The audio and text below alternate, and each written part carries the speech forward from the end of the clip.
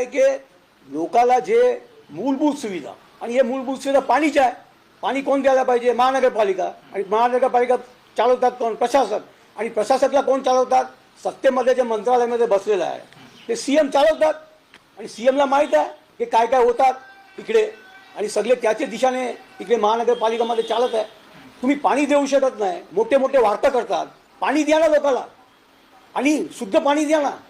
पूर्ण मुंबईमध्ये असाच दिसत आहे, पेपर तुम्ही वाचा, मुंबईमध्ये गलती होतात, दूषित पाणी. अरे तुम्ही साफ पाणी तो द्या ना.